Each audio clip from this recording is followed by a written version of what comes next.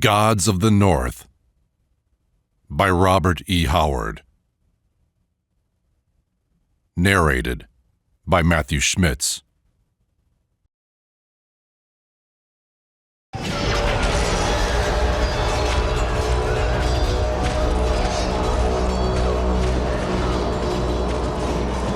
clangor of the swords had died away. The shouting of the slaughter was hushed.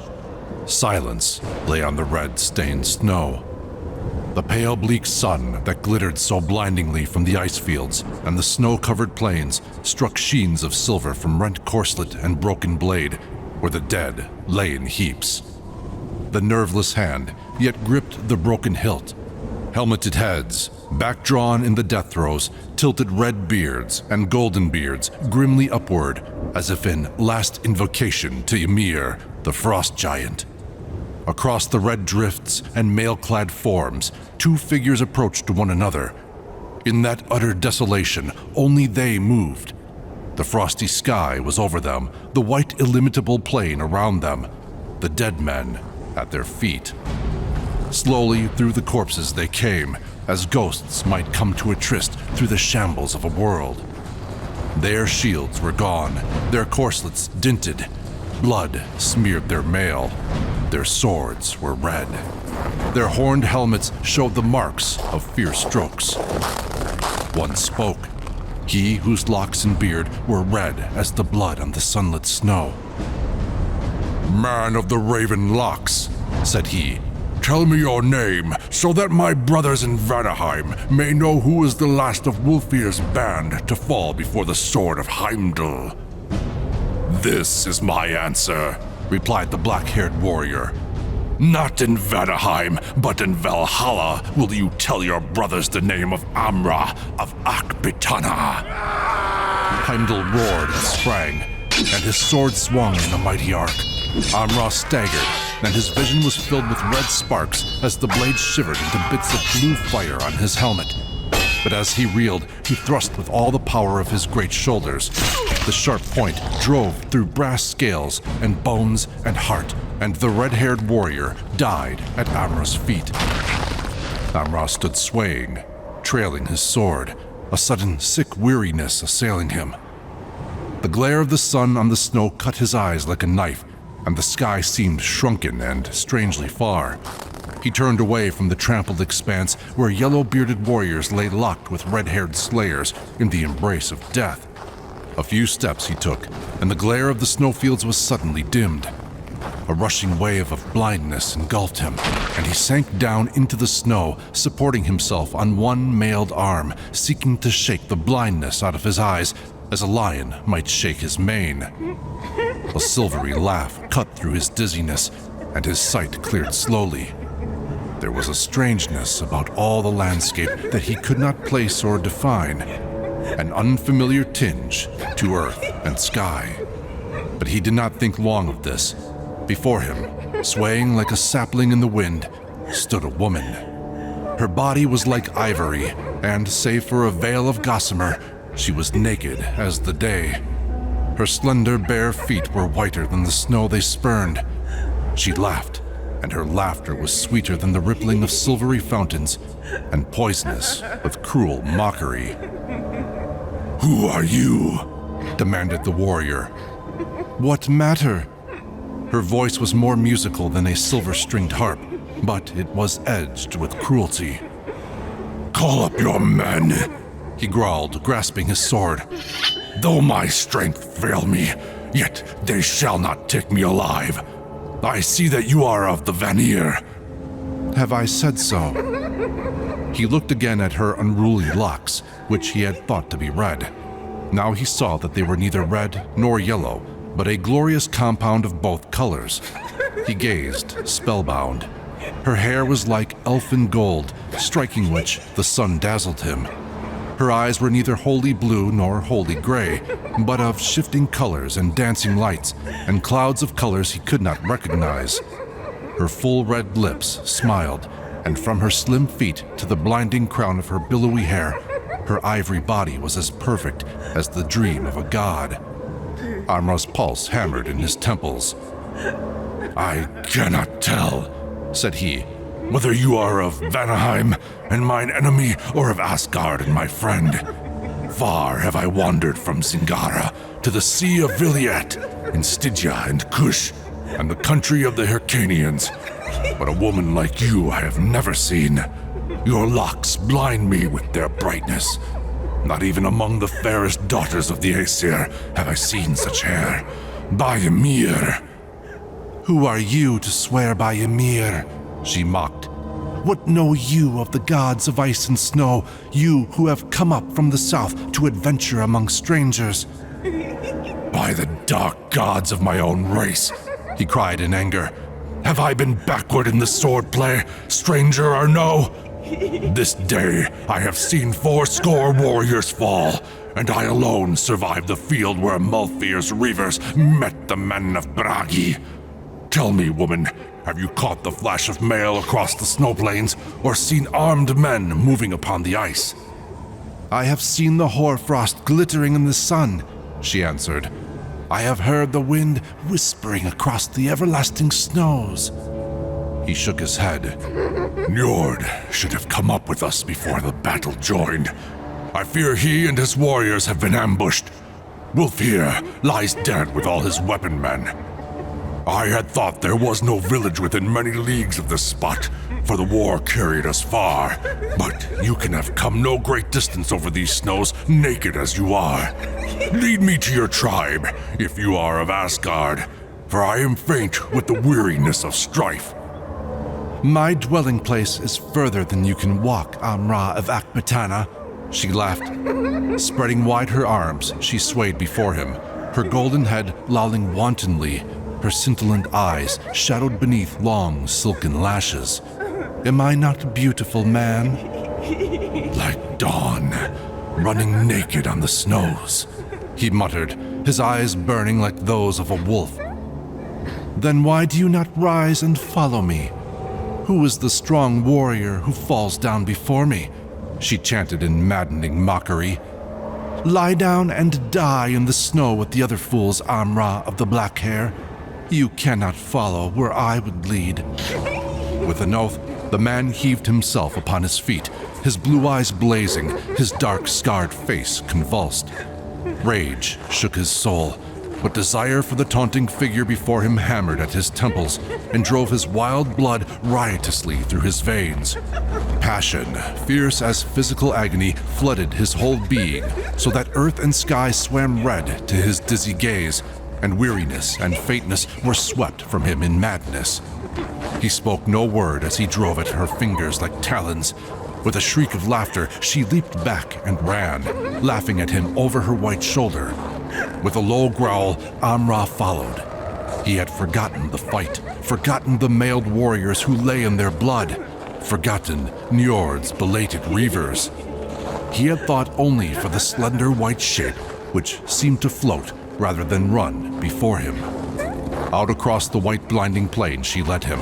The trampled red field fell out of sight behind him, but still Amra kept on with the silent tenacity of his race. His mailed feet broke through the frozen crust. He sank deep in the drifts and forged through them by sheer strength. But the girl danced across the snow, as light as a feather floating across a pool. Her naked feet scarcely left their imprint on the hoarfrost. In spite of the fire in his veins, the cold bit through the warrior's mail and furs. But the girl in her gossamer veil ran as lightly and as gaily as if she danced through the palms and rose gardens of Poitain. Black curses drooled through the warrior's parched lips. The great veins swelled and throbbed in his temples, and his teeth gnashed spasmodically. "You cannot escape me," he roared. "Lead me into a trap, and I'll pile the heads of your kinsmen at your feet. Hide from me, and I'll tear apart the mountains to find you. I'll follow you to hell and beyond hell." Her maddening laughter floated back to him, and foam flew from the warrior's lips. Further and further into the wastes she led him, till he saw the wide plains give way to low hills, marching upward in broken ranges. Far to the north, he caught a glimpse of towering mountains, blue with the distance or white with the eternal snows. Above these mountains shone the flaring rays of the borealis. They spread fanwise into the sky, frosty blades of cold, flaming light changing in color, growing and brightening. Above him, the skies glowed and crackled with strange lights and gleams. The snow shone weirdly, now frosty blue, now icy crimson, now cold silver. Through a shimmering icy realm of enchantment, Amra plunged doggedly onward, in a crystalline maze where the only reality was the white body dancing across the glittering snow beyond his reach. Ever beyond his reach. Yet he did not wonder at the necromantic strangeness of it all, not even when two gigantic figures rose up to bar his way. The scales of their mail were white with hoarfrost. Their helmets and their axes were sheathed in ice. Snow sprinkled their locks. In their beards were spikes of icicles. Their eyes were cold as the lights that streamed above them. "Brothers," cried the girl, dancing between them, "look who follows. I have brought you a man for the feasting. Take his heart that we may lay it smoking on our father's board." The giants answered with roars like the grinding of icebergs on a frozen shore and heaved up their shining axes as the maddened Akbitanan hurled himself upon them. A frosty blade flashed before his eyes, blinding him with its brightness, and he gave back a terrible stroke that sheared through his foe's thigh.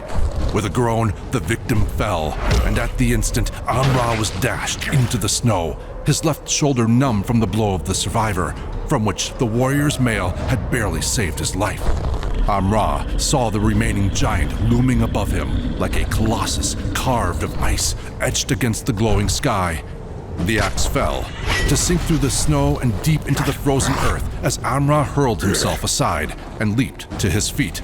The giant roared and wrenched the axe head free, but even as he did so, Amra's sword sang down. The giant's knees bent, and he sank slowly into the snow, which turned crimson with the blood that gushed from his half-severed neck. Amra wheeled to see the girl standing a short distance away, staring in wide-eyed horror, all mockery gone from her face. He cried out fiercely, and the blood drops flew from his sword as his hand shook in the intensity of his passion. "Call the rest of your brothers," he roared. "Call the dogs. I'll give their hearts to the wolves." With a cry of fright, she turned and fled. She did not laugh now, nor mock him over her shoulder. She ran as for her life, and though he strained every nerve and thew until his temples were like to burst and the snow swam red to his gaze, she drew away from him, dwindling in the witch fire of the skies until she was a figure no bigger than a child. Then a dancing white flame on the snow. Then a dim blur in the distance. But grinding his teeth until the blood started from his gums, he reeled on, and he saw the blur grow to a dancing white flame. And then she was running less than 100 paces ahead of him, and slowly the space narrowed, foot by foot. She was running with effort now, her golden locks blowing free. He heard the quick panting of her breath and saw a flash of fear in the look she cast over her alabaster shoulder. The grim endurance of the warrior had served him well. The speed ebbed from her flashing white legs. She reeled in her gait. In his untamed soul flamed up the fires of hell she had fanned so well. With an inhuman roar, he closed in on her, just as she reeled with a haunting cry and flung out her arms to fend him off. His sword fell into the snow as he crushed her to him. Her supple body bent backward as she fought with desperate frenzy in his iron arms. Her golden hair blew about his face, blinding him with its sheen. The feel of her slender figure twisting in his mailed arms drove him to blinder madness. His strong fingers sank deep into her smooth flesh, and that flesh was cold as ice. It was as if he embraced not a woman of human flesh and blood, but a woman of flaming ice. She writhed her golden head aside, striving to avoid the savage kisses that bruised her red lips. "You are as cold as the snows," he mumbled dazedly. "I will warm you with the fire in my own blood." With a desperate wrench, she twisted from his arms, leaving her single gossamer garment in his grasp. She sprang back and faced him, her golden locks in wild disarray, her white bosom heaving, her beautiful eyes blazing with terror. For an instant, he stood frozen, awed by her terrible beauty as she posed naked against the snows. And in that instant, she flung her arms toward the lights that glowed in the skies above her and cried out in a voice that rang in Amra's ears forever after. "Ymir! Oh, my father, save me!" Amra was leaping forward, arms spread to seize her, when, with a crack like the breaking of an ice mountain, the whole skies leaped into icy fire. The girl's ivory body was suddenly enveloped in a cold blue flame so blinding that the warrior threw up his hands to shield his eyes. A fleeting instant, skies and snowy hills were bathed in crackling white flames, blue darts of icy light and frozen crimson fires. Then Amra staggered and cried out. The girl was gone. The glowing snow lay empty and bare. High above him, the witch-lights flashed and played in a frosty sky gone mad, and among the distant blue mountains there sounded a rolling thunder, as of a gigantic war chariot rushing behind steeds whose frantic hooves struck lightning from the snows and echoes from the skies. Then suddenly the borealis, the snowy hills, and the blazing heavens reeled drunkenly to Amra's sight. Thousands of fireballs burst with showers of sparks, and the sky itself became a titanic wheel which rained stars as it spun. Under his feet, the snowy hills heaved up like a wave, and the Akbitanan crumpled into the snows to lie motionless.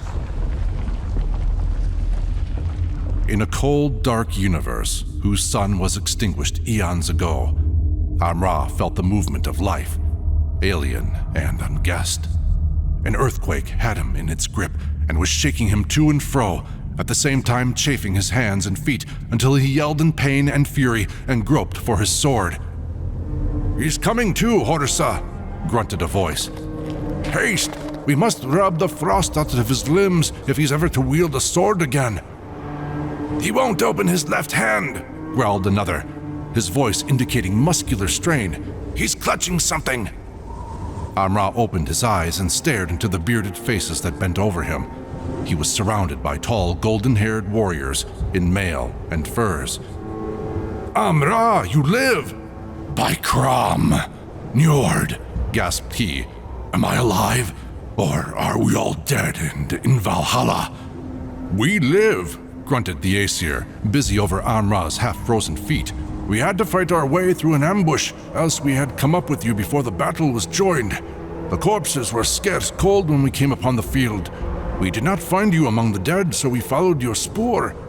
In Ymir's name, Amra, why did you wander off into the wastes of the north?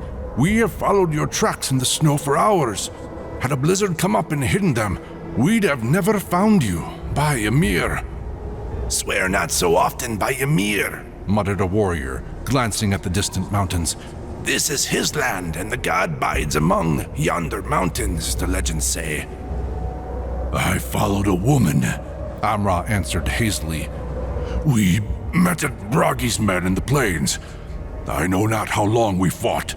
I alone lived. I was dizzy and faint. The land lay like a dream before me. Only now do all things seem natural and familiar. The woman came and taunted me. She was beautiful as a frozen flame from hell.